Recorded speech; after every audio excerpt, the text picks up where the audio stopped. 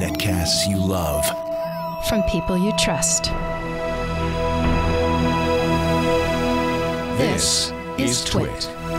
Bandwidth for All About Android is provided by CacheFly at CACHEFLY.com.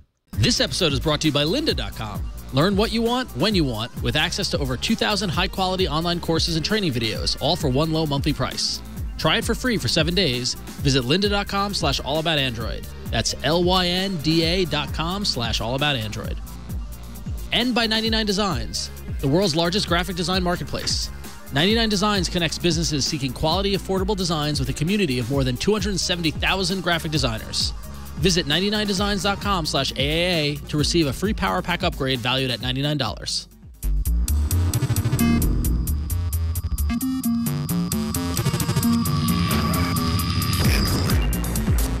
Welcome to All About Android, episode 148, recorded on February 11th, 2014.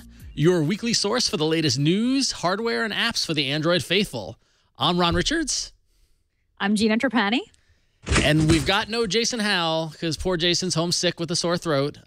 He's actually functioning and online, but he had no voice, so we had to tell him just to stay home. We got it covered. Joining us as always is Brian behind the desk, behind the TD desk there, doing his thing. And he's not set up, but Brian's here. He's going to help us. But we've also got a excellent guest, one of our favorite guests, who's coming to us from a undisclosed location, Mr. Jason Applebaum. How you doing? Hey, good. How are you guys doing? Good. So your video is not the smoothest, but that's because you have for a reason. You have a very good reason, right? Yeah, this is going over T-Mobile's LTE. It's going through my phone. So your phone is hotspotting to your laptop where you're using Skype with full video. Yep. Crazy, Jason. Impressive. I like it. So we'll forgive but the video doesn't look that bad right now. It looks pretty good. It looks really good now that you plugged it into an outlet. Yeah. It's good. Yeah, it's better.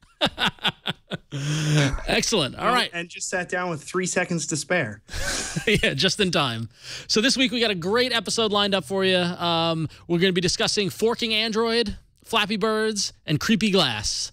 So that said, let's get right into it. Let's get into the news. So first up, as I mentioned, forking Android. A rumor kind of hit the news wires that an alleged memo from Google stated, starting February 2014, Google will no longer approve GMS distribution on new Android products that ship older platform releases.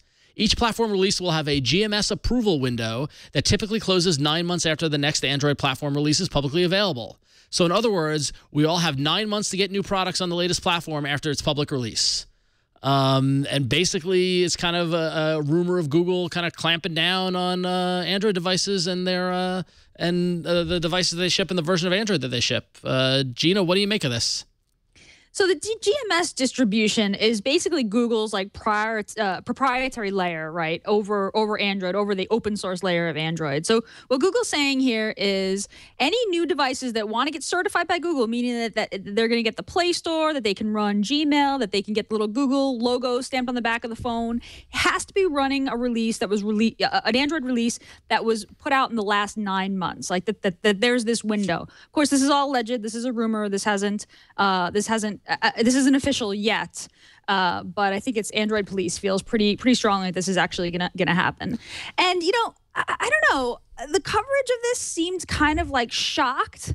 How could Google do this? But I think this is really a good thing, right? I mean, Google's trying to get hardware manufacturers to run the latest versions of Android, which are just a better user experience. I don't think that this is a bad thing. Actually, I'm pretty kind of happy about this. Jason's making a face and shaking his head. So, Jason, what do you think? I think, yes, I think it's a great thing. Do I think it'll happen? No. Even if Google decrees it, it's going to be really hard for them to enforce CTS testing within 9 months because the limitation really has very little to do with the handset manufacturers. It has more to do with the chipset manufacturers. Because the chipset manufacturers drop a BSP, which is a base system package, and basically that is, KitKat or Jelly Bean for the chip that is running, and lots of vendors just do not support older chips. And lots of handset manufacturers don't roll the latest chips into their new products. They go a year back for cost. So the pipeline is slow. The pipeline is slower than 9 months. You're saying that you don't think this is going to happen because it's not realistic. It's not realistic because the situation is the life cycle of a CPU right now is actually right around 9 months. And if a life cycle is 9 months, you're going to have essentially maybe 3 or 4 months to build a handset on the actual device platform and catch the new roll update. So there could be several exceptions made. I just don't see it as an enforceable thing. And in fact, I would be highly, highly surprised if this memo even exists. It just doesn't make a whole lot of sense. But given what they've been doing with the platform and trying to install kind of standards and install kind of a bit more control around it, I mean, conceptually it makes sense. Is it just no, totally? Yeah. Somebody sitting in a room going, yeah, this is a good idea. It is a great idea. I just don't think it's practical. I mean, there's just too many moving pieces to really say 9 months full stop. It just doesn't. It doesn't really make a whole lot of sense. Well, the other thing that I think backs up your theory that questioning whether the memo exists at all or not, whether it's real or not, is that, hey, it's February 11th. Yeah. And so the memo says as of February 2014, wouldn't we have heard either some confirmation or some, something would be in place to make that happen, or they've still got 3 weeks to do it? I mean, I don't know. I mean, it doesn't. I mean, we don't have any announcements lined up from Android or Google, for that matter, and I just don't see. I mean, that would be a major policy shift to just pull GMS, because keep in mind that would mean that lower power handsets, ones that are going to ship brand new with maybe even ice cream sandwich that's a free Android phone, couldn't get Google services, and I just don't. I don't see that move, especially with people like Samsung just doing whatever the heck they want and getting away with it. Well, but when you think about Google and what they're doing with the Nexus platform and trying to, kind of create this perfect kind of Android kind of environment, don't you think that this would, eliminate the lesser handsets and admittedly it kind of goes against their whole let Android go out to the world and get to everybody, but it gives them a little more control over what hardware is being used and what version of Android is being used. That's a good point. I mean, the question is, do we actually want to eliminate the lower handsets? Yeah. I mean, when you think about when we see those market share or those numbers of the OS distribution, how often when we see those trailing phones, does it kind of sting? Would this be a way to eliminate that kind of lag and move everybody to the latest versions that much quicker? I don't know. That's a good question. Yeah. I mean, I think it's one of those things where, what came first, chicken or the egg? Because Google can lay down the law, but that means all the old handsets go. It's not. I don't think it's ideal either way, actually. I think 9 months is a tight window. That's what gets me about it, is that the 9 months is, to your point, in terms of supply chain lead time and things like that. That just seems like a super specific tight window, and I question whether or not this is real as well too. But rumors are fun. We like to speculate, right? Yeah. Yeah, absolutely. I mean, the Open Handset Alliance had that deadline, that 18-month deal where they wanted, manufacture. I mean, Google's been trying to address the fragmentation problem in so many different ways, right? There was that 18-month window where they're saying manufacturers had to update Android to the latest and within 18 months. If they actually did lay down this new policy, which I agree, it's a really tight window and maybe it's too crazy to be true. I mean, it might mean that we speed up the hardware cycle to meet the software cycle, right? Software cycles are always a lot faster than hardware cycles. And it'll mean that, those lower level handsets, those slower handsets, I mean, the new versions of Android are specifically engineered to run well on low end devices, right? I think that's why Google's trying to get everyone onto them. I think it's a good thing. I think it would be a good thing for users. Maybe the window should be longer. Well, but I'm kind of in support of this. Well, what's interesting, and in the article on Android Police, who wrote this? The dude. David Ruddick kind of went further through and goes into great detail about it. I encourage everybody who's curious about it to go read it. But he does call out one specific thing, which I think is interesting. He says, I'm just trying to make it crystal clear so everyone understands this policy is not a way for Google to force OEMs to update devices. This is only about GMS certification process, nothing else. Google says as much in the document and then quotes them from this supposed document that says, Google will still approve new builds of existing product that have already been approved in partner.android.com. This allows partners to provide updated security patches and critical bug fixes to Android users on previously shipped devices. So it's important to note that it's not a way to kind of force obsolescence in pre-existing devices and pre-existing products. It's a way to kind of draw a line in the sand moving forward, and what I believe is probably minimize that window on devices moving forward. Right. I actually that last bit of information sort of clarifies it a little bit, because that sort of alleviates the amount of time it actually takes for the certification process, because there's a lot of stages of building hardware, and I can tell you that you can certify on pretty early builds of your hardware. Yeah. So I mean that adds a little bit more validity to it. I don't know. I love the idea. I just don't think it's practical. Yeah, and it's also what I think is also the kind of the undetermined or the unintended result of this might be, and this ties into our next story, but will you then have, I mean, because this, how important are the Google services to any Android device, and will you then have offshoot low-cost hardware that just doesn't plug to Google at all, that just runs Android and they don't care? There's nothing to say that they can't do that. It's just that they're not going to get GSM certified. Right. That's really, really interesting. I mean, then I would say that's very bad for Android as a whole, because then mom doesn't know what she's buying, especially if she doesn't get the Play Store. She gets the, HTC store. Right. Well, just think about, like, we've seen photos around, of like flea markets and stuff like that with the badly, clip arted Android logo, and like get a $99 Android phone or tablet or something like that. I bet you that opens the door for when they've got a lot of hardware sitting, kind of low cost, cheap, kind of hardware, kind of flooding the marketplace and being sold as Android devices, but it's not tied into Google at all. It could be interesting. So who knows? But that said, moving on, Gina, why don't you tell us about the Forkin Android? Yeah, let's talk more about Forkin Android. I mean, along these lines, Ars Technica wrote this actually really long and passionate, I guess you call it, opinion piece, saying that Android is essentially unforkable, right? We've talked about this on the show before, the fact that Android isn't really, or the idea, the notion that Android isn't really open source. Peter Bright over at Ars is making the argument that neither Microsoft or Nokia, no one should fork Android because it's essentially unforkable. And the argument is that there's AOSP, which is the open source Android layer, which is available to anyone. And then there's GMS, there's Google Mobile Services or Google Play Services, all the proprietary Google layer, which adds value, is value on top of that open source platform. Isn't it Google Messaging Services? Sorry. Is it Google Messaging? It might be Google Messaging Services. You're right. Let's... Anyway, sorry. Google Mobile Services, Ars says. So Ars kind of runs down, what are the options for a company that wants to fork Android, wants to run Android mobile operating system on a device that they make, like Nokia or Microsoft. And there are a few different options. They can get GMS certified and run all the Google apps and offer the full Google suite, which is the best user experience right now on Android. They can fork Android and try to basically match Google feature for feature on all the proprietary features, make their own GMS basically, or they can just issue a phone that's not GMS certified, that's just bare AOSP Android, right? And the article has this very kind of strong bias toward, the open source version of Android isn't full Android, right? That there's apps that haven't been maintained and they haven't been updated, and the GMS layer is so much better and offers, so many more features to developers, not only users like the Play Store and Gmail and Maps, but to developers as well, that AOSP isn't really valuable on its own.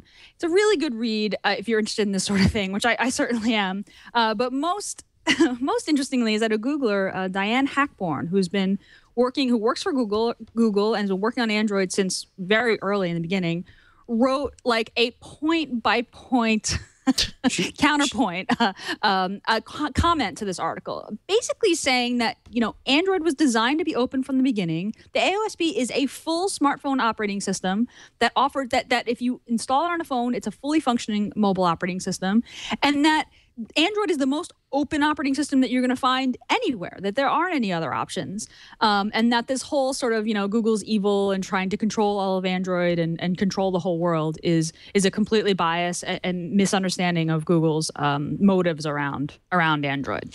I think it's worth noting that Diane is pretty much the queen of Android frameworks. Yep. So she knows. I mean, she knows Android frameworks probably better than anyone on the planet, as a whole, as a full entity, and how it works from a business side and a tech side, and I would read that with that in mind.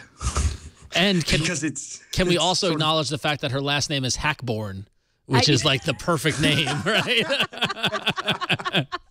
I like Diane Hackborn. This is fantastic. But I mean, but I think it's interesting, and a lot of folks in the chat room were calling this out, Gina, while you're going through it. I mean, to say that Android is unforkable kind of spits in the face of Amazon a little bit. Yeah, right.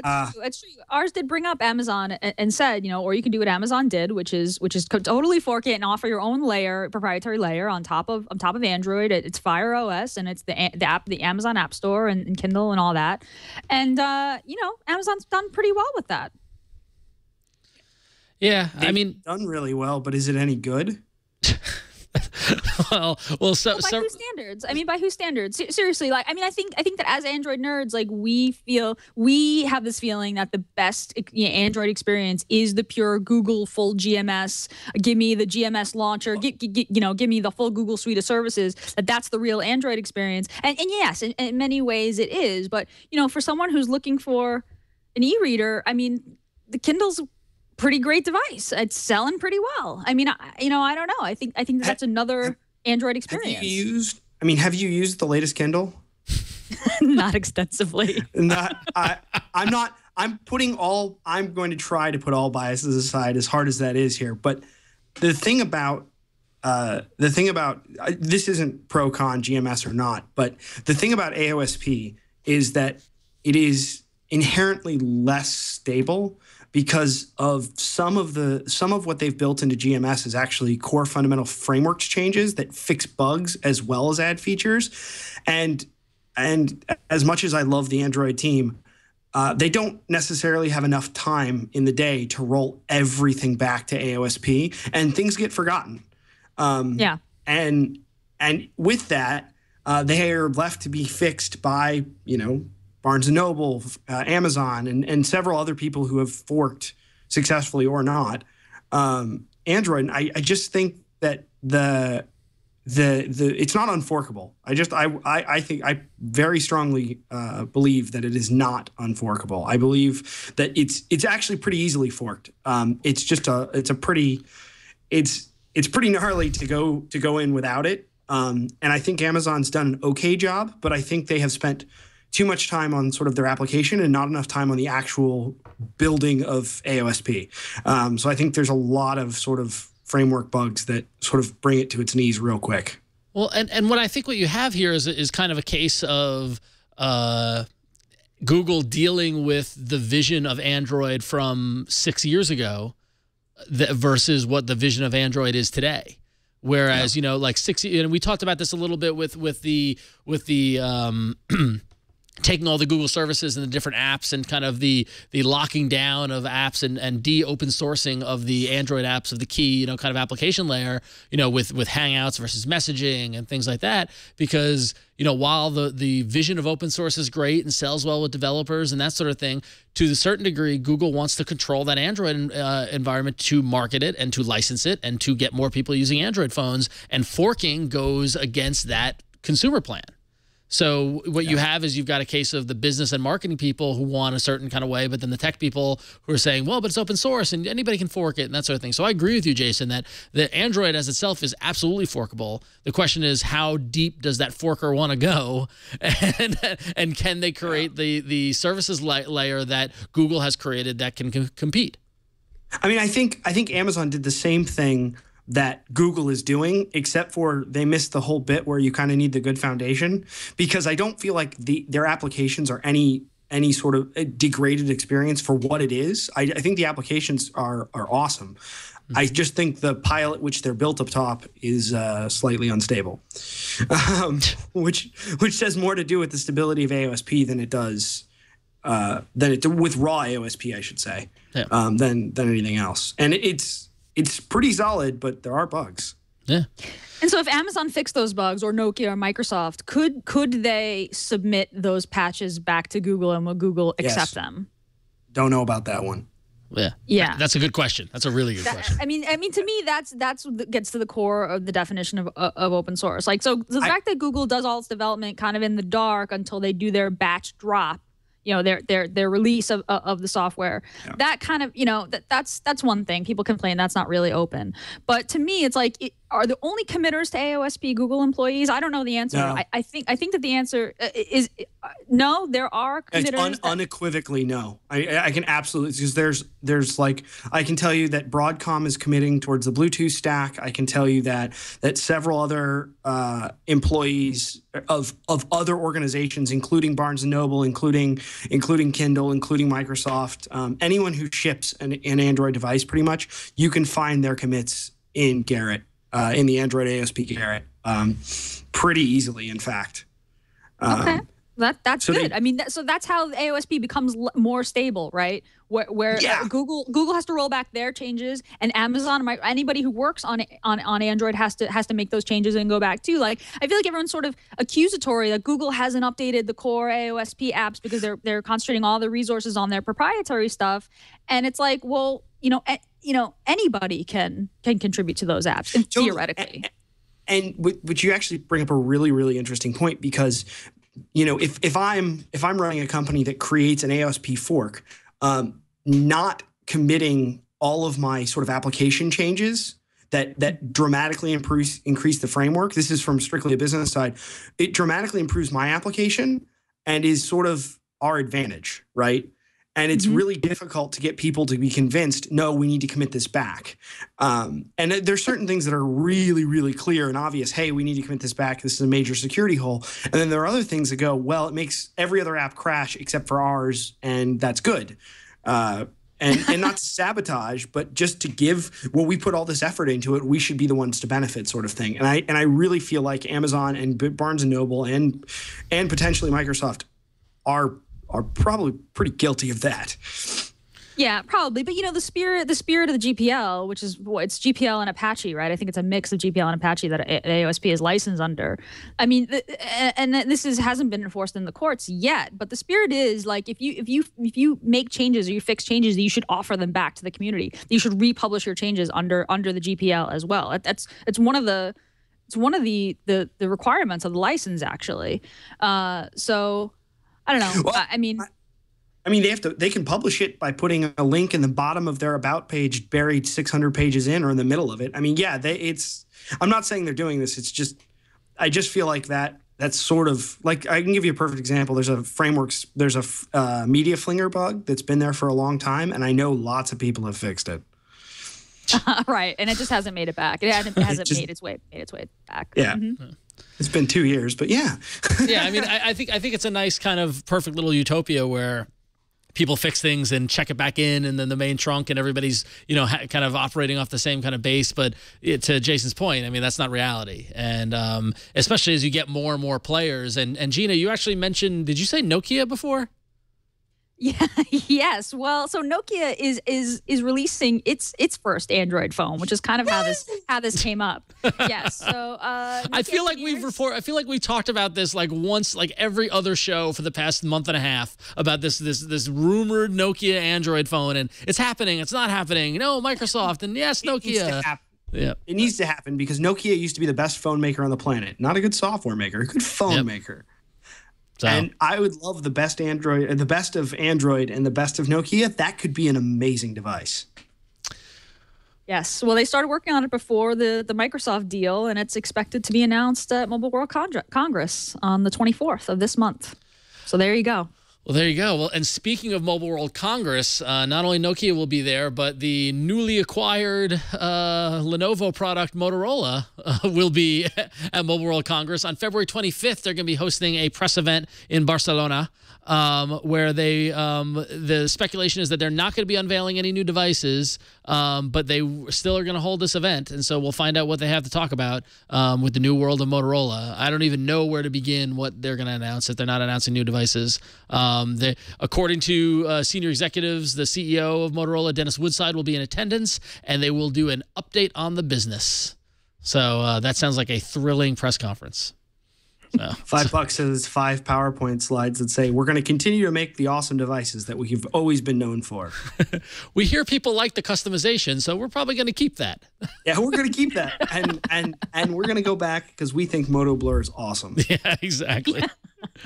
All right, so also recently on a recent episode, I think it was last week or it might have been 2 episodes ago, we were talking about the new Google Glass titanium frames, and we're lucky enough that Jason, although he is in an undisclosed location, he does have a pair of them.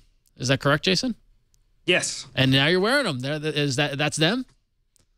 Yeah, hold on. I got to put my headphones back on precariously. There we go. Yeah. So how are they? They're really cool. It took a long time for my optometrist to make the lenses, but other than that, it was really cool because this is my prescription. This is not just glass in here. Which also talking about this is quite difficult because you have glass in your glass on glass. It's a lot of glass. Can you fork glass though? That's the question. Fork off. Thank you, Gina. I agree. They look really nice. They actually look like regular glasses, except for that one thing over your head, over your eye. Like they're less Geordie-like than the visor. I've been referring to the visor as sort of alien to what we're used to, and this is very much normal-ish. And I've known people to just be buying the frames that don't even wear prescription lenses because they prefer to just have glasses. The weight is a lot better. With the headband, it sort of always got cockeyed. I can take my headphones off and it makes a little bit more sense here.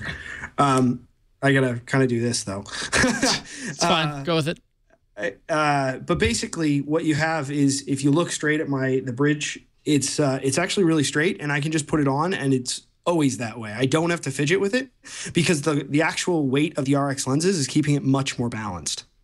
And it feels a lot more comfortable. So today is actually the first day in, I don't know, how long has glass been out for now? It's been 6 months maybe or 8 months? No, it's longer. It's got to be longer than a year? It's got to be over a year. My concept of time is warped now, so it might be a year. It's under a year. It's under a year. It's under a year, right, yeah. It's just under a year. So I was one of the first explorers to get glass, and I have really never gone a day with them on because I couldn't stand to put glass over my actual glasses. The idea of having 4 nose pads on my nose just was really weird. And you look like something was wrong as you walk around and glasses half cocked off your face. And, it just doesn't make a whole lot of sense. But this does. I mean, I've been wearing these all day. I've driven in them. I've gone about every day sort of for me. And I've been in a few meetings and it's a lot less obvious because you don't have the actual band isn't silver or I guess raw titanium. It's actually anodized black.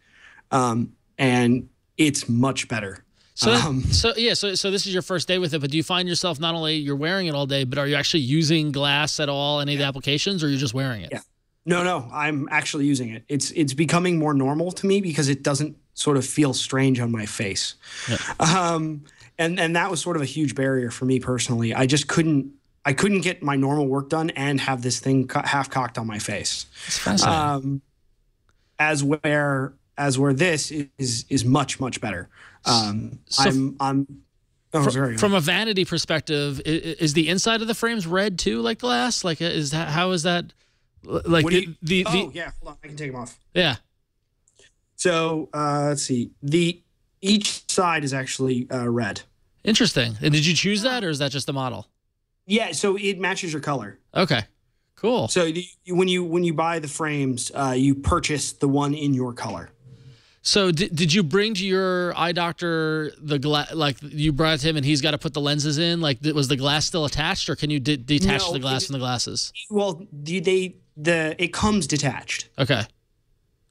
It comes detached. It doesn't come as one unit. It actually comes as 2 pieces because I actually just did my glass swap. So this is my 2nd generation glass, and that I got separately.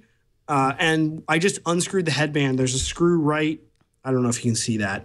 Right where my ring finger is. So that screw right there comes undone, and you can separate the headband from the glass. Cool. and then you just slip this one on. So they actually took the frames and sent it to the lab.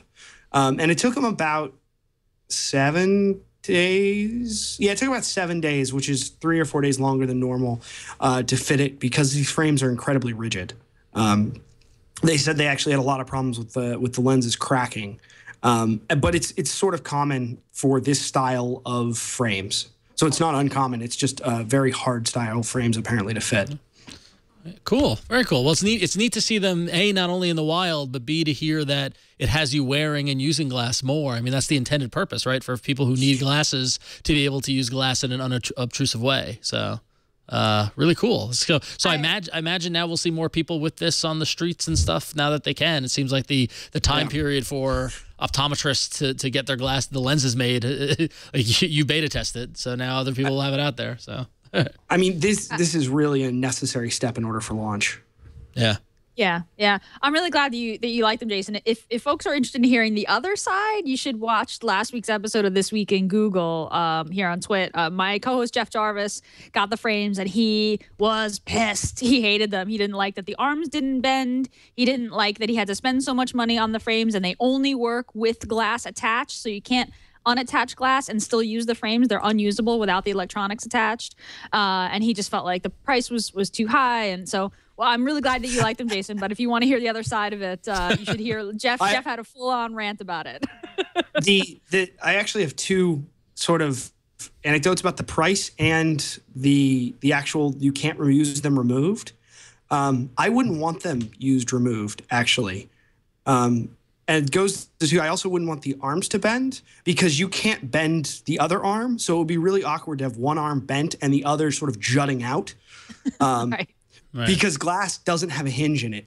And I believe it doesn't have a hinge in it on purpose because I thought if it had a hinge, it would contour more to your face, causing glass not to be viewable, if I remember correctly. I heard a glass developer talking about it at one of their hangouts. And as far as the price goes, I mean, it's a $1,500 device. You've already spent the money, right? It's $1,500 and then $225 for the frames and then plus whatever your lenses are, right? Lenses are, yeah, correct. And lenses to get a lens cut for the correct sort of style lens that Google is requesting, it should be anywhere between $250 and $350. Depending on who does. Jeff's point was like, look, if I'm going to spend hundreds of dollars on a new set of frames and lenses, I should be able to wear it without glass on. You know, there are times when, whatever.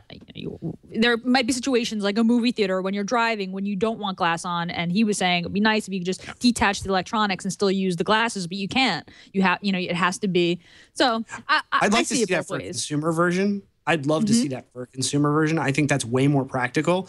Yeah. But where they are right now, I think this is. I guess I'm more on the developer side, going. I knew what it took to actually get this launched. So I'm impressed that they got this far. Yeah, well, I mean, it's like a product. It's it's a product development life cycle, and so they've come out with the initial product, and one of the challenges were, okay, what about people who wear glasses? Okay, now we've got a pair of glasses where the frames are adapted to it. Now they need to figure out a way to make a pair of glasses with frames where you can detach it or you can fold it, and each version will iterate on what the previous one learns from. So you got to start somewhere, and clearly, Jason, you see it as enough of a interesting thing to go down to spend close to $2,000 on total, all in. So clearly you're gonna want to use it, right? So exactly. I mean, I was sort of once I spent the $1,500, it was sort of a joke not to spend the remainder so I could use them. That's sort of how I looked at it. Like I don't consider glass a consumer product right now. I actually don't believe it's good that. I don't believe that I think it's really cool that they're testing so many people, but I don't believe that it is meant for general consumption right now. Right. And I think it's pretty far from general consumption in its current hardware state. Software is getting pretty close, but and I agree with you there. I mean, I think, we raised the question a couple episodes back where, is it even ever going to be a consumer product? Is this Glass Explorer Edition a way to, gather research and figure out wearable computing, and will the eventual consumer product be something completely different and maybe contact lenses or some other form of some other nature of it? We're like, it's so early in the game. Who knows? Who knows what direction Google will be? And they could abandon the whole project and apply it to another sort of technology. So, but right now it is what it is. And you're right. I mean, I think if you need glasses and you bought Google Glass and you don't do this, it's kind of like, well, why did you spend the money? So, yeah. I mean, what do both of you have glass? I don't. Yes, I do. Okay. In fact, I just shipped mine. I'm just doing my swap now, so I don't have them on me right now because I just mailed them back. Did you change your color? I didn't. Okay. I went with a very boring gray. I'm very sad. I went from black to orange. You're sad? I can't justify the $1,500. I don't have an application that I'm developing. I don't see a reason to spend the money on it. It would just be a $1,500 toy that sometimes I play with and that sort of thing. So I couldn't justify it. I want it. Like, I want that price to come down to, $499. I'd pull the trigger and do it. But $1,500 is too much. So I wonder, that sort of kind of leads to a speculation of what the actual price will be for launch. Oh yeah. I mean, the thing isn't cheap. They're using really, really, really high-end materials. Like, I can't imagine the thing costs less than $1,500 as it stands with the swaps and with everything. Like, I just can't imagine they're making money on this. Yeah, I can't imagine that the margin that Google's getting on the Explorer Edition is pretty. Like, listen, this thing only costs $300 to make. We're fleecing these people. Yeah. I don't think that's happening.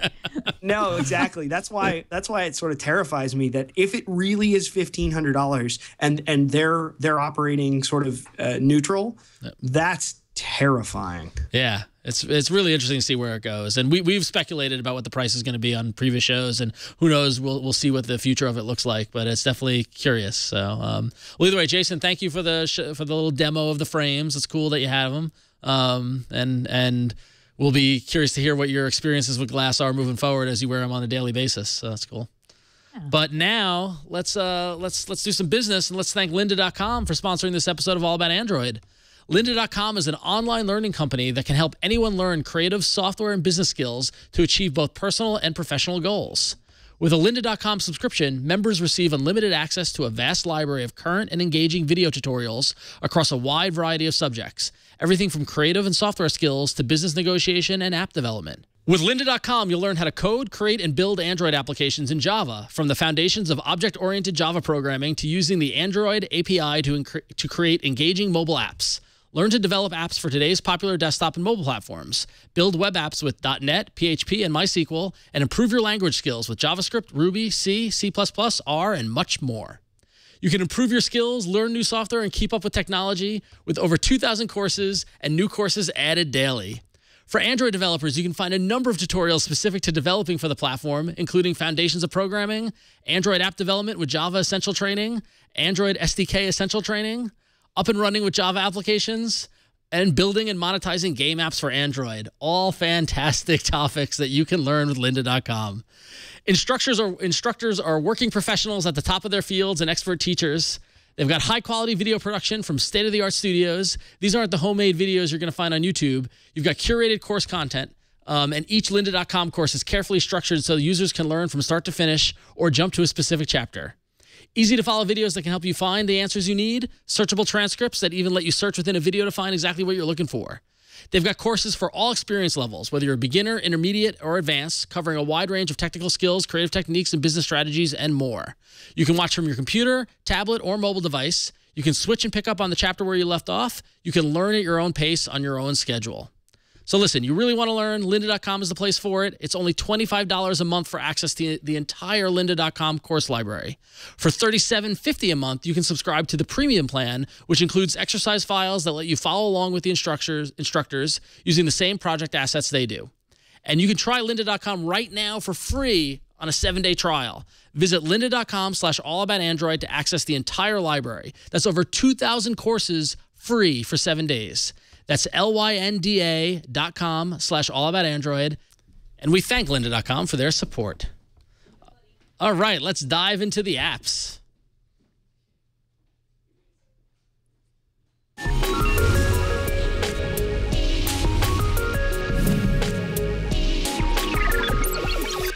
Or let's try apps.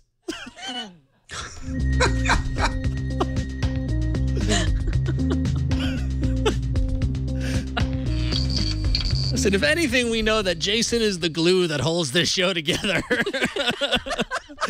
Gina, what do you got for us in the world of Firefox? First up in apps, we're hearing a little something from a little old browser called Firefox. Remember Firefox? Mozilla and Everything Me, which is a custom app launcher. Mozilla and Everything Me are partnering, and they previewed the new Firefox launcher for Android last week. So they said the Firefox launcher for Android makes it easy to discover the content you want any moment. It's optimized for the way you use your phone. So basically, this launcher combines Everything Me, which is a free launcher, which is available in the App Store right now, in the Play Store right now. It combines Everything Me with Firefox for Android. So the idea is that this launcher will give you sort of a customized experience depending on time of day, where you are. And I feel like every episode of the show recently has been about a new app, a new launcher app that like changes up your phone depending on context. AV8 does something like this, very, very similar. And it looks like Firefox is going this way for Android as well. I actually haven't tried Everything Me, like the current version of Everything Me, but it sounds very much like, you're at the gym and it shows you your gym apps. You wake up in the morning, it shows you your morning apps, and that kind of thing. So that sort of adaptive home screen context or a custom home screen based on context is going to hook into Firefox for Android and show you web content through the Firefox browser on Android. I was looking at Everything Me launcher and I was considering using it for the Arena, but I was like, I'm kind of over launchers. Yeah. Like I played with AV8 and we went through the whole Facebook thing and now with KitKat we've got the Google search kind of launcher or whatever. And I kind of just all the bells and whistles, they're too much for me. And I imagine if I was a big Firefox fanboy, I'd be all over this. But for me, it's like, it just gets in the way of everything and forks it in a direction I don't want to go in. Jason, are you excited by this at all? Or that says it all. How do I not sound negative? So that's cool. I personally am Launcher 2 for life. I need that on like a T-shirt or something. I agree with you. There's too many bells and whistles. That's why I use Launcher 2 even on my Nexus 5. So yeah, I mean, the thing is, I don't see a launcher dramatically changing the way I use my phone.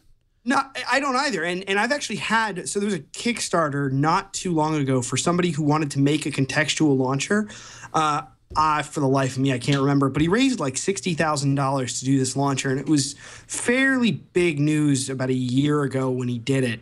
And it turns out that contextual launching is really cool, but I use the same apps throughout the whole day. So it doesn't really apply to me, I guess, is the best way to put it, because I don't use different apps in the morning than I do at night. Yeah. We're just not the target audience, right? I mean, we know enough about our phones, we care enough about our phones that we customize them exactly how we want them, and we don't want some process in the background moving around our icons or changing up our home screen. So I get that. I feel the same way. Like, look, I want to set my home screen the way I want it, and then I don't want it to change. But for a different audience, for sort of normal users or whatever, people who are going into the app drawer and like swiping through pages and pages of apps to get to their whatever walk pedometer app when they go for a walk, this is the kind of thing I think that's useful. Google Now has really sort of sold me on these sort of anticipatory apps. And I know that this is different than a launcher, but like Now does such a good job of being like, you search for this thing and we think you want to know about it now. Like, here's an update from a website you looked at, or like, you're at the airport, here are your tickets. And I never felt like, I feel like I'm a power user and I can bring up the stuff that I need when I want it. But Now has really sort of shown me like, oh, hey, technology that can truly smartly anticipate what you want is actually really useful. But Now is one screen on my phone that I flip over to, and the rest is the way that I want it. So it's this weird kind of balance of like, I want things where I put them, but also I want you to tell me what I want. Well, that's extremely well said. Yeah, and it's funny you should mention that because our next story here ties into an update to the Google Search app on your phone that allows you to set and then refer to people in your contacts by your relationship with them. And this also makes me incredibly sad and pathetic for my life of singledom. But what you could do is you could tell Google who your wife or husband or boyfriend or girlfriend is, or I guess I could do my sister or my mom or whatever. And then on Google Voice Search, you can tap it and just say, call mom, and it will come up with their contact card. And you choose what number to call and whatnot. So if you want to do it, this is how it works. Basically, you open Google Now and tap the microphone button at the top, or say, okay, Google, to light it up on your Nexus 5. And just say, call my, and then say whoever you want to call. So call my mom or call my brother or call my wife. If you have yet to assign the relationship, you'll be prompted again to speak the person's name. So you say, call my mom, and then you say your mom's name. And then you confirm the name, or you can pick from your contacts manually. And then from that point on, whenever you say call mom, it will pull up that card. If there are multiple numbers, as you saw it there, it will. You can select a preferred number for voice dialing, so it can immediately call. If you say call my wife, call her direct on her cell phone. So again, it's taking that. Google Now getting a little smarter. Admittedly, this isn't as anticipatory as you were talking about, Gina, but this is in that idea of minimize the number of steps it takes to get you to what you want. We have the information. Just give us a little bit of an association, and then we'll help you make the call that much easier. I mean, is this something that you're going to set up, Gina, and use, or? So I tried this out with Call Mom and inform a poll. So I do Call Mom, but here's the thing: like I have my mom in my phone as Mom. Like I don't have her proper name, so that didn't work. So then I was like, all right, well let me try Call My Brother, right? So I tried Call My Brother, and now I got two brothers, so that doesn't really work because I was just about to ask who's your brother? What's so funny is that like I enter my mom in by her name on her phone. I've always done that. It's my mom's my dad's full name. That's why it's funny because my dad and I have the exact same name, and so I have a contact card, and it like mixes our numbers all the time. Own contact number? Do you have a contact card for yourself? Yeah, I do. Yeah. I actually have a contact card for myself too, and I'm not really sure why. I don't know why either. Yeah, but your name is your name the same as your mother's? No. Well, see, when he says call Ron Richards, he's calling himself. Yeah, exactly. So like I don't know. I don't imagine me saying to my phone like call my wife. Like I don't know. I feel like I would just use the person's name. That said, like it's fine, call my boss. I don't know. Like it's cool. But then when I tried to call my brother, I was like, that doesn't work because I have two brothers. When I said call mom, it just called my mom because that's her name in my phone. Yeah. And so I didn't really see a use for it. What if Google improves it and like call my favorite brother? Right. Or what if you have multiple? I mean, a lot of people have multiple parents. They have stepmoms. You have if you have in-laws. You call it a lot of time in-laws. They say, "Oh, call me dad" or "Call me mom." That so now you've got two calling moms. In-laws. Yeah.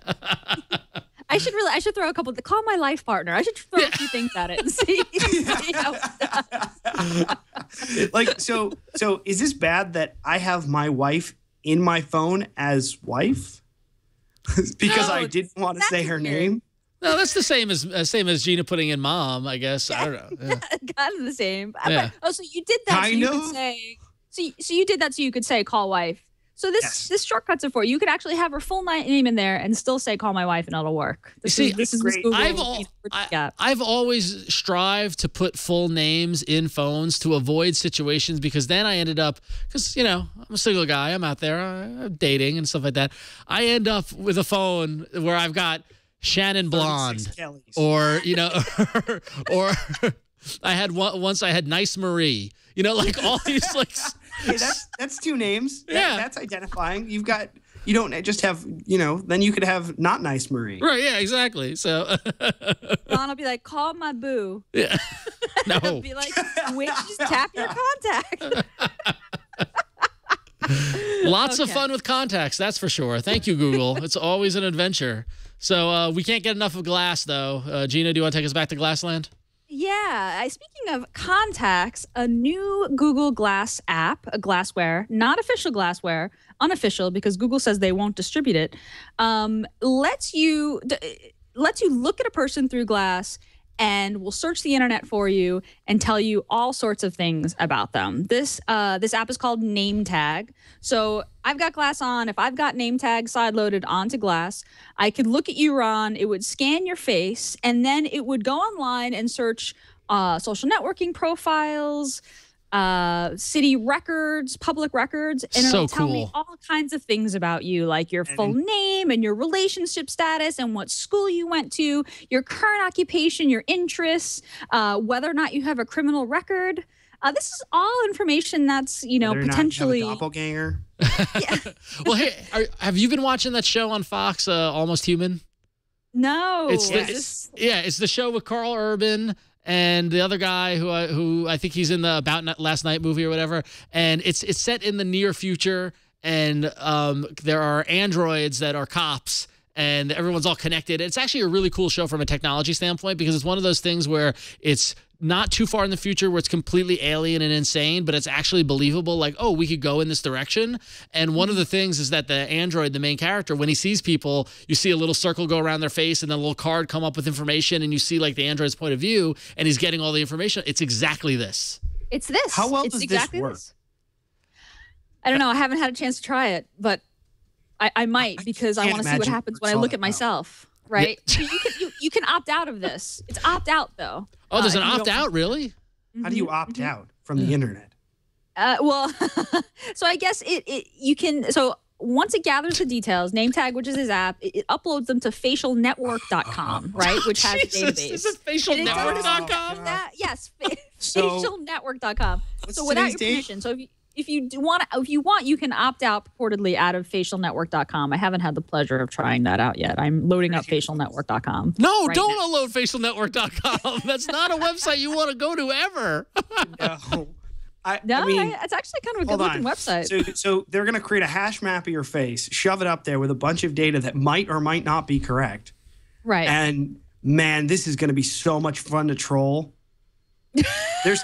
This is going to be awesome. Somebody needs to create a LinkedIn style page that's easily scrapable and has all the same metadata that just has terrible things about random people. Wait a minute. Can we go back to facialnetwork.com's homepage? Look at this scrolling ticker along the bottom. That's neighborhood watch, citizen score, creep face. Like what is this? Identity. Wait, what? Facialnetwork.com? Yeah, this is basically a scrolling ticker of creepy facial recognition apps that like upload to that feed facialnetwork.com. Now I understand like something like Hello Name Tag. I understand like it's a name tag. Like you're at a conference and you hit somebody, you get information about them. I think that's really cool. For years I had a great idea that we should all have little baseball cards with our picture, and on the back it would have like key information where it's like, Ron lives in San Francisco, likes comic books, likes pinball, likes Android. Like parents died in a horrific car accident, like things that you should know when you meet someone, because no, my parents didn't. They're okay. I'm just saying hypothetically, because then if you got my card, you would then know not to mention horrific car accidents around me, like that sort of thing. But this is like that, doing that, but online. Not to steer us off topic, but is that a common thing you talk about? No, it's a social thing that I came up with, I think. Got it. I like it. All right. I think today we can mark the beginning of Skynet. I mean, this is how it starts, right? Yeah. I mean, I don't know. So first of all, I'm not super worried about this because facial recognition is not awesome. And second, the glass camera isn't great either. And third, the bandwidth restrictions are pretty intense. So I'm not super worried about this app, although it's a really cool tech demo, I would assume, not having used it myself.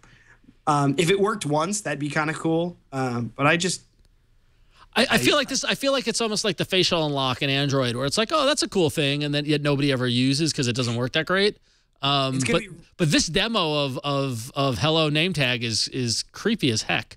Yeah, it is. I mean, well, you'll just see glass. I mean, if you ever see a glass user running, just start running with them. Yeah, I don't know what's creepier. They've obviously identified a problem. Look at that! Oh my God, criminal history. I don't know what's creepier: the fake glass head the guy's using to demo this with, or the actual app itself. the thing is that this isn't a glass thing, right? Like, I feel like this is like, creepy glass app. It's the, the FUD already going around. I mean, this technology exists, right? Like I remember covering a couple of people websites, and I feel like Spokia may be one of them. But basically, there are people search engines that, crawl social networking sites and online databases and, and get all that information about people that they possibly can online anyway, right? Glass just lets you, just adds the facial recognition part of it, which, as you said, is crappy. It just puts it on your face. It just makes it a lot easier, which is what technology does, right? It makes things a lot easier that already exist. So this kind of thing doesn't bother me too much because it's like, this is possible anyway. If you really want to know who I am, you could pretty easily take a picture of me and upload it to Google reverse image search and figure out, just with a Google search, find out a whole lot about me anyway. But this is just the kind of thing that Google really has to watch out for. Like this is the huge this is the marketing problem. This is the PR problem about Glass. But we're headed this way. I mean, this is inevitable, right? I'm not a doomsayer person. I'm not a doomsday person. But Jason's right. This is the beginning of the end. This is it. This is the moment. This is like the moment the satellite goes sentient. Like, this is like when this starts happening and you got cops wearing it and stuff like that. It's going to be very interesting. I mean, this is the beginning of it, I think. The cop on a Segway with glass on his face. I saw again today. No, was it yesterday on BART and the BART station Civic Center in San Francisco? I saw a cop not with glass, but with a pair of glasses with a camera attached to the glasses. I mean, that's it's common. Virgin has just to take this to a less creepy place. Virgin has started to use this exact same style of display, except for they're not using facial recognition. They're using your boarding pass. When you scan your boarding pass, you're being greeted by name on the aircraft now with glass. Because what happens is they scan the ticket, and then the ticket their software then triggers the glass event to say so-and-so is boarding the aircraft. Yeah. And I think that's actually a really, really sort of a cool thing to do with it. Yeah, it's slightly in the realm of how'd you know my name, but they sort of know it anyway if they're paying attention. They just don't have to look down anymore, and it's a much more human experience. Fascinating. We'll definitely keep an eye on it. So, well, that said, Jason, I know you got to go because you're on the road. It's been great having you on the show. Thanks so much for coming on. We always appreciate it. Why don't you tell everybody where we can find you online? Well, thanks for having me, and check me out on Twitter or Google+. I'm at Applebaum on Twitter, and I guess I've got my special URL, so it's jason.applebaum. All right, cool. Nice. Thanks a lot, Jason. Yes, and hopefully we'll get you in the studio next time. It'll be fun to see you again. Hopefully. Yeah. All right, safe travels. Thank you. Have a good. All right, so let's do a little more business, and let's thank 99 Designs for sponsoring this episode of All About Android. Listen, are you dreaming about the perfect logo or website design but don't know how to get started? Are you worried about budgets? 99 Designs can help you. 99 Designs is the world's largest graphic design marketplace, and it makes it easy to get a design you love. Just go to the website, tell them about the design you need, pick a price package that works for you, then the fun really begins. Designers from around the globe will submit awesome designs, and you'll give feedback. Within a week, you'll pick your favorite and be the proud owner of a gorgeous new design. With over 270,000 designers at your fingertips, there's no limit to what you can get designed. You can boost your brand's visibility with a t-shirt or car wrap design, or drive more traffic with a sleek new banner ad or landing page. Projects start at just $199, and your happiness is always 100% guaranteed. Visit 99designs.com/AAA and get a $99 power pack of services for free. A power pack gives you more designer time and attention. 99 Designs will bold, highlight, and feature your design project in 99 Designs' marketplace, and you'll get nearly twice as many designs. I gotta tell you, people, 99 Designs, the next time I have a project that I need to get designed, a website or something like that, I'm going right to 99 Designs, because browsing through the site and seeing some of the designers that are out there, they've got some good people working on it. And you can get some really, really classy designs for whatever you're trying to put together. So go to 99designs.com/AAA, and we thank 99 Designs for their support of All About Android. It's awesome to have them. That said, let's do some more apps.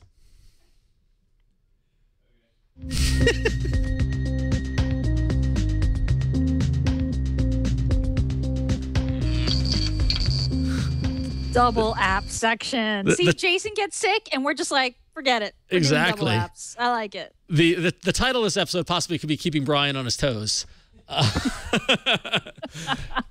Talk about keeping on your toes. Last week we joked about it, and the whole kind of Flappy Bird story took a weird turn in between episodes of last week. So for those of you who don't know what Flappy Birds is an app that was in the marketplace. It's been in the marketplace for a while. It's a little game. Leveraging that whole kind of 8-bit kind of design look and feel. And it was a tapper. Basically, what happened was that they had very similar pipes to like Super Mario Brothers. And the whole idea was you tap to keep the bird in the air. And the idea was to get by without bumping into anything. Somehow it got over 10 million downloads in Google Play and also on iOS. It was a huge, everyone loved it. Everyone was talking about it. Everybody was posting their scores and that sort of thing. And then finally, the story took a weird turn when the creator of the game took the game down this past Sunday. He made some very interesting kind of comments over Twitter, talking about it, about how the game was becoming too much for him to handle. And ultimately, even though it was making over $50,000 a day in ads, he said it was too much for him. And then he recently broke his silence and came out and said, actually, it was because the game was too addictive. And he says it happened to become an addictive product. I think it has become a problem, explains Dong Nguyen, who released the game. So to solve that, he's removed the app from all the app stores, and now it's gone forever. An interesting little thing about this, I saw phones preloaded with the game for sale on eBay after he took it down. Wow. Yeah, exactly. So the chapter of the Flappy Bird story in the App Store will be one I think people look back on. I was convinced that he took it down because he sold it. I thought for sure that Zynga came in and bought it or whatnot because everyone was talking about it. You're seeing all sorts of Flappy Bird parodies, like I saw before. Brian was showing Doge Bird, or little parody versions. People are kind of all these memes were going through Twitter about kind of referring to it. It's fascinating to see how it took off with the whole app community. Gina, you never fell down the Flappy Bird well, did you? No, I've been living under a rock, and I did not play Flappy Bird. I saw a few of my friends talking about it. Friends of mine who I know are on iOS. So I stupidly sort of made the assumption without checking that it was an iOS game. And honestly, I've just been busy, so I hadn't get a chance to look at it. And now I'm sort of sad because I just didn't get it. So now I'm just curious after this whole story went down. This is kind of a weird story, and I totally get, and part of it is cultural. So in Asia particularly, video game addiction is a big deal, right? Much more of a big deal than it is here in the U.S. So if the developer, and it sounds like the developer was saying that he was genuinely concerned that people were getting addicted to the game. It seems like that's the reason why he pulled it. Yep. Even though it was making a ton of money, and by any measure, a tremendous success. What happened with Flappy Bird is basically every app developer's dream, right? This is what you're trying to do. You want to make an app that everybody loves and plays and has, tremendous. Even if you're not making money, just watching your downloads number go up is a high in and of itself. And I can tell you that because I've experienced that. Yep. So, and to me, it's like, he's a developer. If he was worried about it being addicting, why didn't he, put some sort of a check in the game? If a person has spent more than an hour playing, to change it up or to pause it, or, because he spent a lot of time on Twitter saying to people, hey, maybe you should take a break, because people were tweeting, I've been, playing Flappy Bird for 6 hours. And he was like, well, you should take a break. You should take a break. It seemed like a weird way a strange way for an app developer to handle it, just to pull it. I would think that he would have made a change to the game, that it behaved differently. He says that he's going to continue to create games. There was some confusion or speculation about how this game got so popular so quickly, because it was really hard, right? Ron, from what I heard, it was a difficult game. It was extremely sensitive. If you touched any of the pipes, you were dead. I'm playing it right now, and I'm doing just fine. Yeah, you're doing really well. Yeah, you can see my high score. My high is a 61. I got that. And that's a pretty good score. I heard friends talking about being really proud of being in the 50s. Yeah. So I don't know. It seems like a strange story. I wish him the best. I hope that he kind of sort of comes to peace with the whole situation. It sounds like this game just created such an uproar of, positive and negative feedback for him. Yeah, well, it was. I mean, it was definitely. And let's see if I can talk while I'm playing the game. It was definitely no, and I can't. There's the answer. Is I cannot because I am old. It was definitely a bit of a like. It was a bit of a tempest in a teapot. That happened very quickly, very fast. With over 10 million downloads purely on the Google Play Store, and I forget what the number was in the iOS store, and he was making $50,000 a day in ads. Clearly, he got a good. His time was well compensated. Let's say that. And he went further on to say that he's like, I will continue to develop games. So you got to bet that the next game this guy comes out with, everyone's going to be looking at. Yeah. And really, he's he learned from it, and whether it's truly the addictive nature of it, or the support, or the attention, I mean, let's be honest. Not all developers are social people. They don't want as much, not all developers want a ton of attention on them. And maybe he just shied away from it and he wants to go away, and he did it. He put it out there. He learned from it. Now he's going to do something else. Either way, it's just fascinating. It's absolutely fascinating. And I, last week on the show, we were a little harsh on it. I hadn't played it yet. I hadn't even downloaded it yet. Phil was pretty judgmental of it, if I remember correctly. But I downloaded it. I checked it out. I'm like, oh, this is what. Once I got over the incredibly frustrating aspect of it, like it took me about 2 or 3 days to get the hang of it. But once I did, like you saw, I got a 61. I was doing all right, and it's a fun little game to play when I'm sitting on the train. So. Yeah, I mean, it's a fascinating game. The fact that it's 8-bit, that the graphics aren't that. There's nothing. It's very sensitive. It takes a while. It's extremely frustrating at first. That seems to be the experience. That it's really frustrating at first, but then you get it, and then it's really fun, and you can't stop. Yep. And the fact that it is very addictive. I mean, there's something really interesting there. And as a game developer, I mean, that's kind of what you're shooting for. You want to build a game that people want to play and play and play and play, particularly one that's ad supported, right? I mean, the whole model of ads is that people are looking at ads. So anyway, I wish him luck. It seems like people kind of came down on it, you guys and other Kotaku and a lot of other sort of places that cover games sort of not ripped it to shreds, but at least were sort of eye rolly about it, right? Yeah, which I think is dumb. That's just elitism. And the thing is, yes, it looks kind of like Mario Brothers, and yes, it's very simple. My biggest complaint about the darn game was there are no sound controls.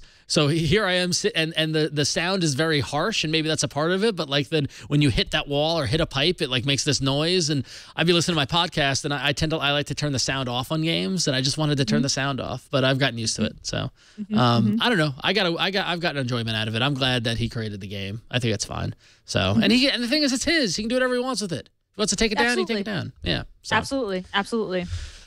So speaking of apps getting pulled from the Play Store, removed, Themer, which is a really popular Android theming app, got suspended from the Play Store for a few days due to copyright concern. Apple's copyright concern. Themer has like 200 different themes that you can apply to your Android phone to customize it. And one of those themes was called 7. And all the icons in that theme and the art in that theme looked a whole lot like iOS 7. So Apple files copyright claim concerns with Google. Google pulls Themer from the Play Store. Themer, the company, and it's like a dozen people working on this app every day, removes the 7 theme and resubmits it to the Play Store I think this all happened. I think Apple filed a complaint on February 2nd, and I think on February 10th. The CEO of Themer posted this kind of angsty letter saying like, hey, we removed the offending content. There's hundreds of other themes in this app, but Google won't reinstate it. We can't get in touch with Google. We're not hearing anything back.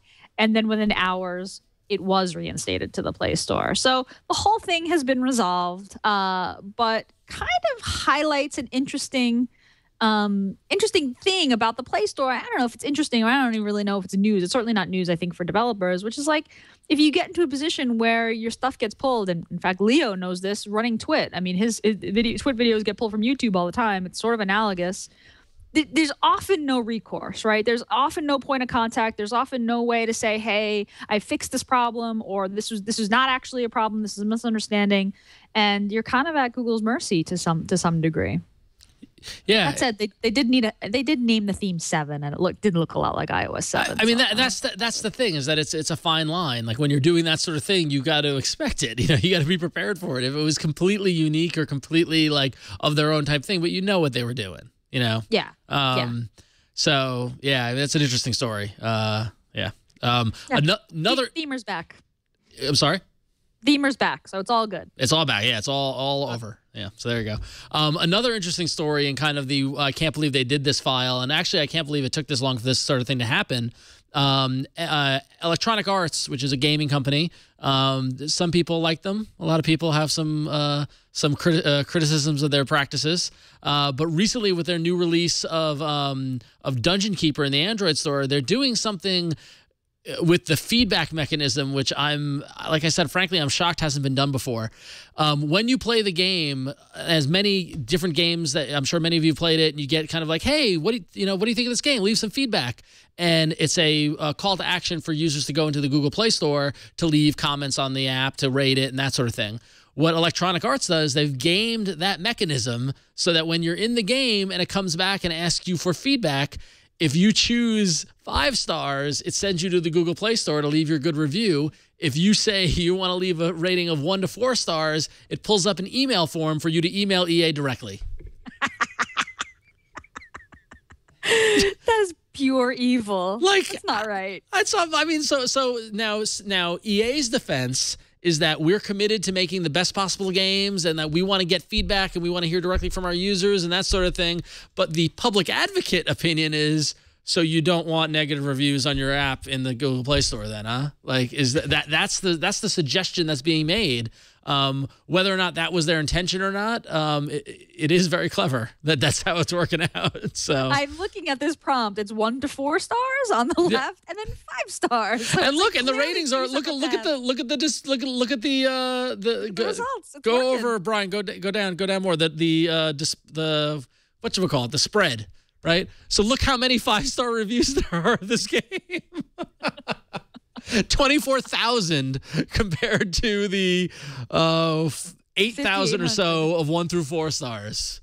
So it's working. Yeah, it's clearly working. I mean, it's clever. It's smart. Good job, guys. Good job, EA. Know how to use your Play Store, kids. That's the moral of the story. Yeah. Know how to use the Play Store. And don't underestimate your users too. I mean, because honestly, that's kind of like a and the sad thing is that 24,000 users clearly just didn't, Yes, I will give you 5 stars. Yes. All right. Well, let's get into the arena and have some fun. So many enter, but only one lives. Android Arena. All right, so we're making up the arena as we go along. Normally we take a look at last week's apps and see how they did, but unfortunately our friends at Straw Poll are having some difficulties, so we don't really know who won last week. So given that Gina wasn't here and Jason's not here, I'm gonna say I won. You won, Ron. I won. Way to go. Hey, but that said, last week I showed the game. Last week was the week I showed Line, that game, like kind of connect the lines type thing. I got a lot of feedback on Google Plus and on Twitter from people enjoying that game, and I heard from the developer as well. So I'm going to assume everybody loved that game, and I won the arena. So there you go. So this week we've got myself, we've got Gina, and I believe it's the first time ever. It is the first time. Brian is going to be an arena noob. And we're going to let him lead off, and he's going to try to Clash of the Titans as he goes up against me and Gina. Yeah, kind of a rough start. But, yeah. So the one that I picked was a game that I was really excited about coming out for a long time because they've done other versions, which I'm sure a lot of people in our audience have heard before, but Final Fantasy VI finally came out. And so I didn't think you were serious when you said you wanted to do this. Why? Why wouldn't I be serious? Oh, nice. I know. Okay. This is probably the most expensive app you guys have ever done on this show, I imagine.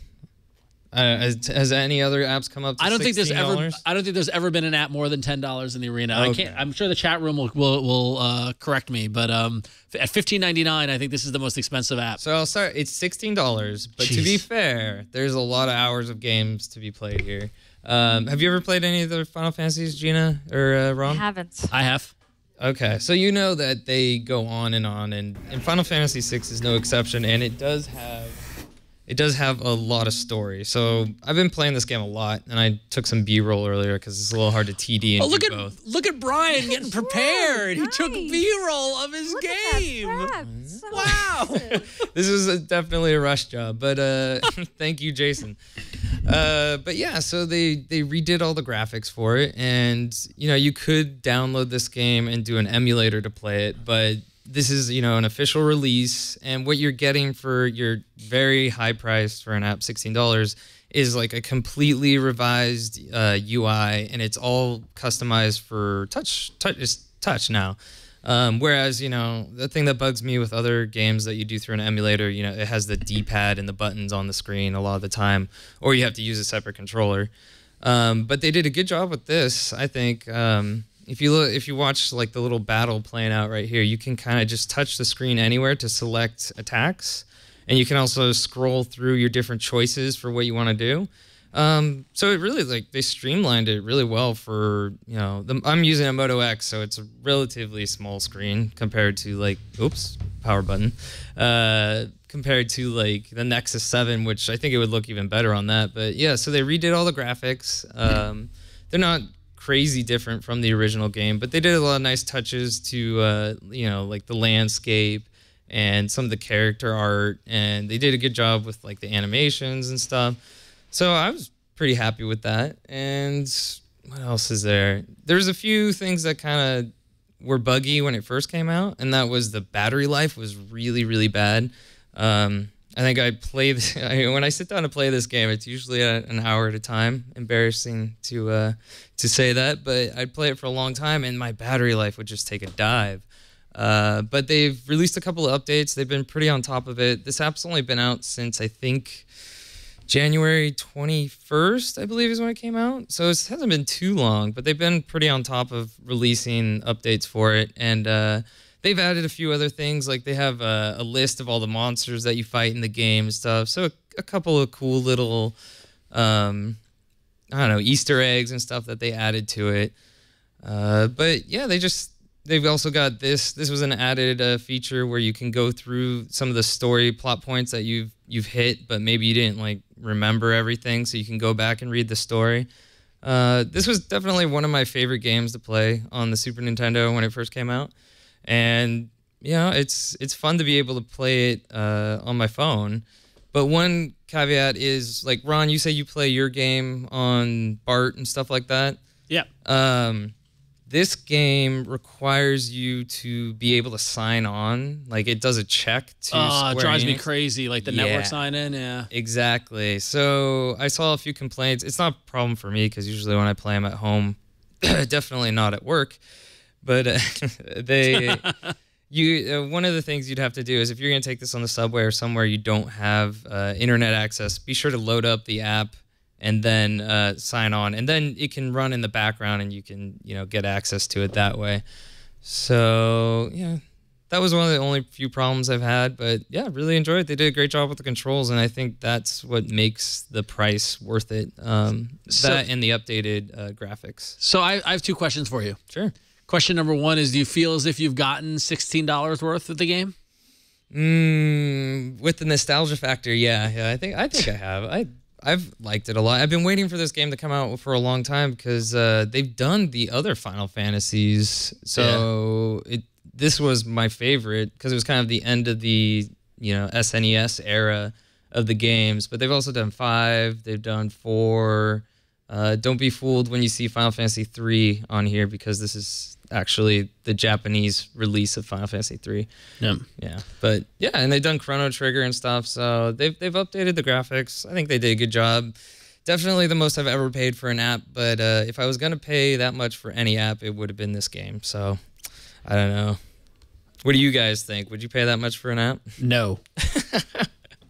I would. For an app that I really wanted, that was like, but I'm a developer, so I'm on the developer side of like pay the developers. It's a but it's Square Enix. I mean, like I don't really think Square Enix is hurting for your app purchase. No. But it's to be fair. So Flappy Bird was free, right? Yeah. And this doesn't have any ads in it, and I mean, this has a story to it. At least you're not just flying through pipes. How many hours have you played it so far? I think about 10 hours deep right now. I mean, when you quantify what your time is, you know what I mean? Like maybe $16. Like if I spend $15 on a movie, and that's 2 hours. So you've already gotten more entertainment than I got out of going to see Dallas Buyers Club. So there you go. Well, Well, my other question for you is, do you think making B-roll of you playing the game, you think that helps your chances in the arena? I think that was the only way I had of showing the game. So yeah, of course it does. I don't think anyone's ever done that before. I'm impressed. Like, not even Chad didn't even do that. I'm very impressed, Brian. How the heck did he ever show his apps off? The initiative. He was a man of many talents. Okay. Chad, may he rest in peace. I love Chad. I was at a party with him this past weekend. It was fun. Wow, nice. Yeah. All right, cool. Well, Brian, excellent. So Final Fantasy VI, $15.99. It's in the Google Play Store. Gamers might like it, so check that out. Gina, since I won last week, you're up next. Oh, okay. All right, cool. So you know me. I'm a sucker for productivity apps, any sort of like organizing project management app. So my pick this week is Basecamp. Basecamp, the official app. So you're in the web app world. You know about Basecamp. This is very, very popular project management a web app by 37 Signals. Old school web company, been around for like 15 years. And in fact, they've renamed the company Basecamp. They're just dedicated to Basecamp. Basecamp is a project management tool. It's always just been on the web, and then it came out for iOS. And there were all these unofficial apps on Android that would let you access your Basecamp on Android, but they were never really that good. Finally, 37 Signals / Basecamp released the official Basecamp app. And this thing is beautiful. 37 Signals is it's a design company. It was started out as a design company, really known for its gorgeous design. So it's so cool to see, and we're actually showing you screenshots in the Play Store because you really kind of have to have a couple of projects set up to really understand, kind of what it looks like with data. But it's really cool to see a company that's known for its design put those design talents toward developing on Android and doing it in a way that also sort of incorporates Android's best practice and design guidelines, along with their branding. So this is a traditional straight up project management app. And I know that I featured another project management app, Trello, a while ago. I also really like Trello. And I use Trello as well as Basecamp, but our design team want to use Basecamp, so I'm using it with them. And unlike Trello, Basecamp is like a very traditional project management app in that there are to-do lists that you can assign to people and add due dates and labels and discuss. There's a discussions area where you can have conversations via email. You can reply via email. There's a files area where you can upload files or you can draft documents and see revision history on them and comment on them. It's basically got pretty straightforward project management tools. Unlike Trello, that's kind of like that crazy whiteboard metaphor. This is straight kind of to-do list. You need to get stuff done. You enter it in for your team. You invite your team, and you check the boxes and have conversations. And the Android app is just really, really well done. Looks great on any size screen. As you can see, there's a big screen, tablet screen screenshots there in the Play Store we're showing you. It looks really great on a phone as well. It does not have push notifications yet, which is a disappointment, but this app came out last week and they've already pushed out an update.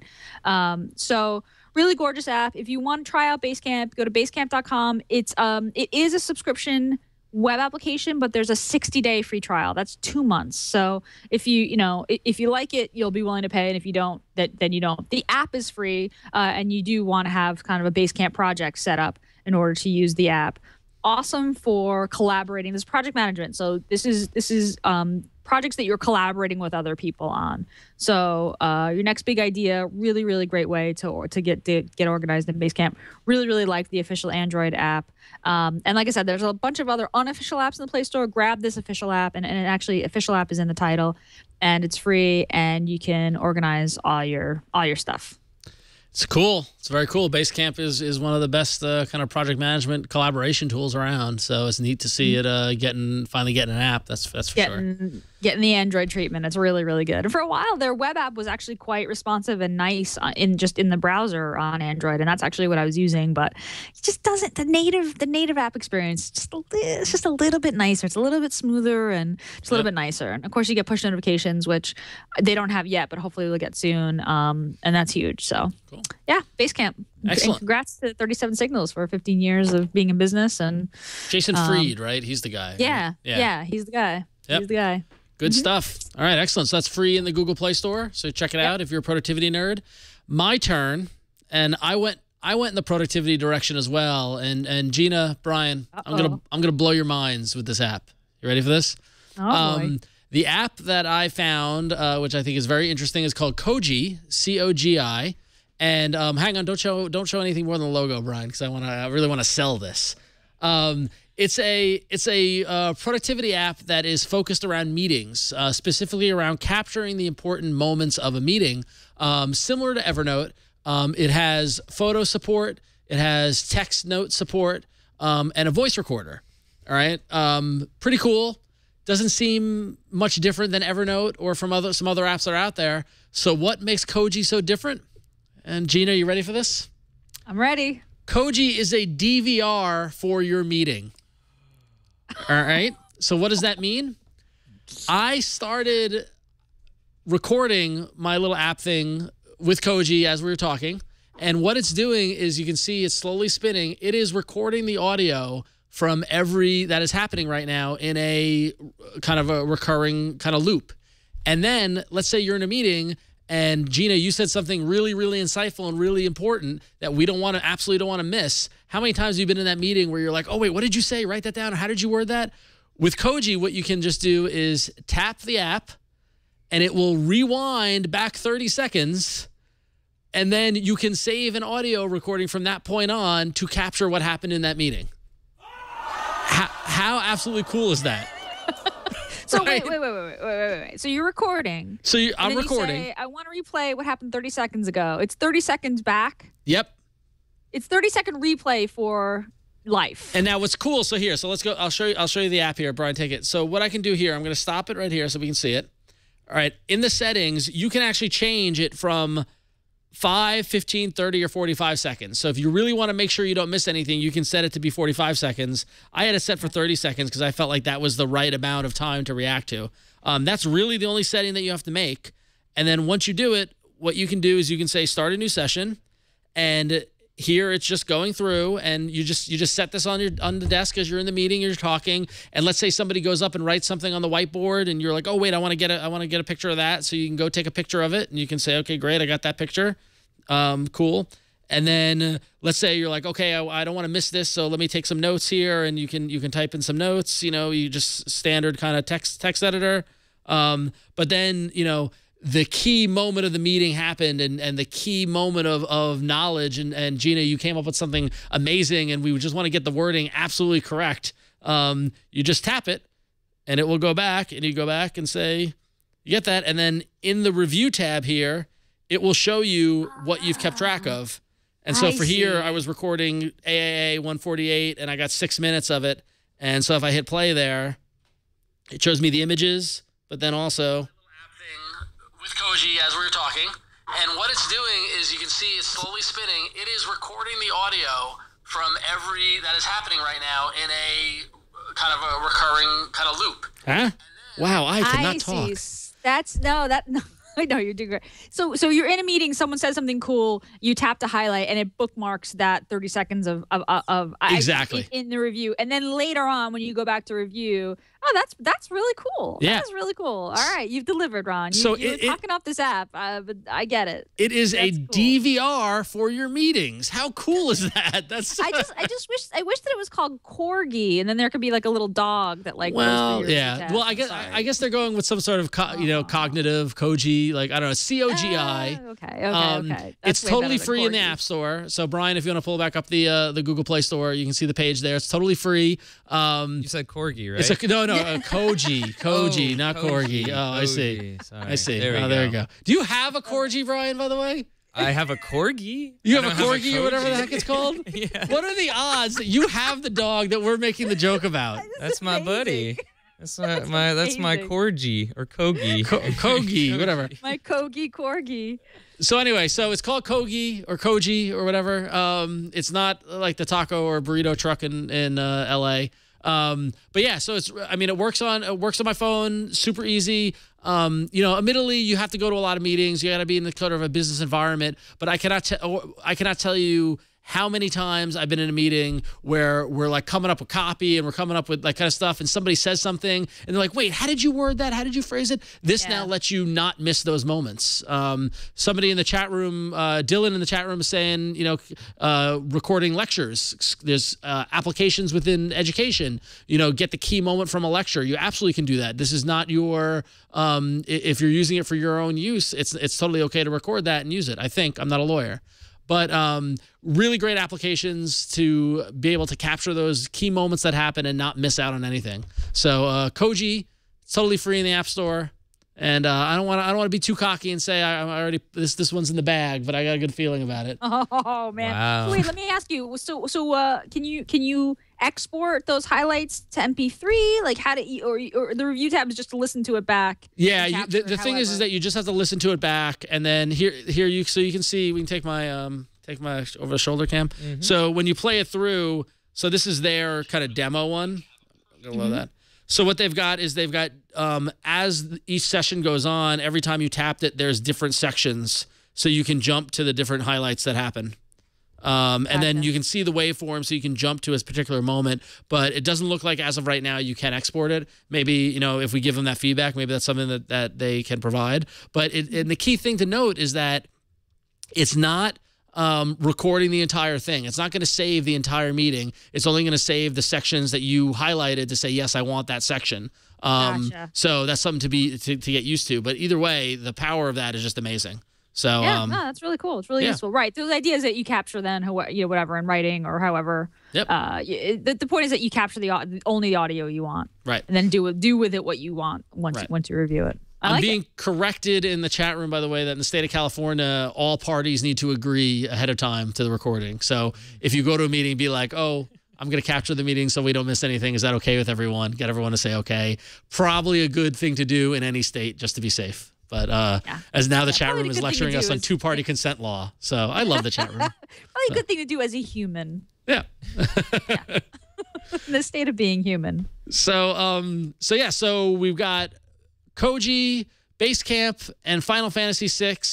As we mentioned, our friends at Straw Poll are having a little difficulty with their poll system this week, so we're trying something different.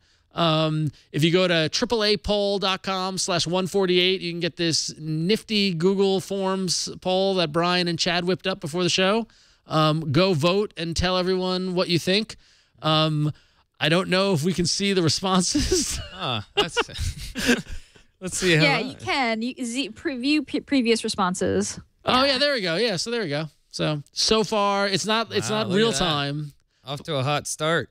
But so far Koji's winning. So there we go. Final Fantasy and Basecamp are trailing. So there you go. Wow, 9 votes. the $16 game is beating Basecamp. That's come on. Well, the thing about Basecamp, when I saw you put in Basecamp, I was like, Gina. But it's really specific. You got to already be on Basecamp and be using it. That's the challenge. No, it's true. It's true. Yeah, it's true. So That's true. Anyway, all right. So go to AAApoll.com/148 and let your voice be heard, and we'll find out next week if my cockiness comes through and if everyone agrees with me how great Koji is. And hopefully Straw Poll will be back next week. We give them our sympathies in their server difficulties that they're having right now. All right, cool. Well, that's the show. We seem to have survived without Jason, Gina. I can't believe we did it. Just barely. Jason, please come back. No, I'm just kidding, Ron. You did a killer job. Thanks so much for taking the chair. I can't imagine the pressure. I'm glad I'm here in my mom's basement, just chilling. It was a really fun show. It does look very cozy in the wood paneled basement, Gina. So it's very cozy. So why don't you let everyone know where they can find you? You can see everything that I'm up to at ginatrapani.org. Hit me up on Twitter, twitter.com/@ginatrapani. And I also co-host This Week in Google, another show here on the Twit Network that airs on Wednesdays. That's tomorrow at 1 p.m. Pacific, 4 p.m. Eastern Time. I'll be talking Google and Android and Chrome and all things cloud with Leo and Jeff tomorrow. And I do a couple other things, but you don't need to hear about them right now. Just find me at ginatrapani.org, and you got everything there. Excellent. Brian, you survived your first arena. Now where can people find you and your corgi? Well, you can find that on Google+. What is it? Google.com/+Brian Burnett. So if you want to see pictures of my corgi, you can go there. But also, I'm co-hosting on Know How these days. So if you want to check that out, one of our other Twitch shows, we got a cool project coming up this week if you want to check that out. But yeah, that's about it. Thanks for having me on the show tonight, guys. Usually I'm just behind the camera here. Thanks for being in the arena. Yeah, good job. Good job in your first arena showing. I'm impressed. I mean, I wouldn't want to appeal to the users just saying, this is my first episode, so maybe you could help me out with little votes. But Oh man, Listen, I don't have a prizes? chance. Do we get anything? It's not, you get the pride of saying that you've won and rubbing it in when I've lost again. So I don't even have a chance.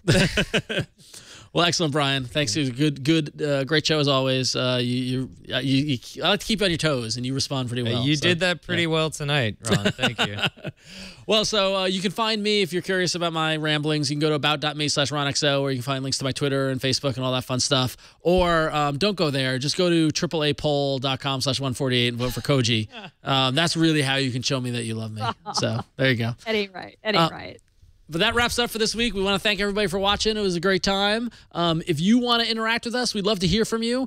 Give us a call on our voicemail line at 347-SHOW-AAA.